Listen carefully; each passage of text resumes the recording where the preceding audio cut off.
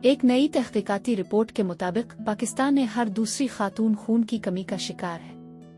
ये report nutrition international की जानिब से वजारत कौमी सेहत के ज़ेर एहतमाम भूरबन ने मुनक्किद किए गए national policy dialogue on economic case for maternal nutrition में पेश की गई। खून की कमी ने पाकिस्तान की सेहत, तरक्की और मुस्तकबिल पर अपनी गिरफ्त मजबूत कर ली है और उसके असरात आने वाली नस्लों तक पहुँचने का खतरा है। पाकिस्तान में 15 से 49 साल की 41% ख्वातीन खून की कमी का शिकार हैं और हर साल पाकिस्तान में 9 लाख से जायद हामला ख्वातीन खून की कमी से मुतासिर होती है। माहिरीन का कहना है कि खून की कमी का शिकार माओं के यहाँ पैदा होने वाले बच्चों का वजन अक्सर कम होता है। ये बच्चे पढ़ाई में पीछे रह जाते हैं और ज्यादातर बीमार पड़ते रहते हैं।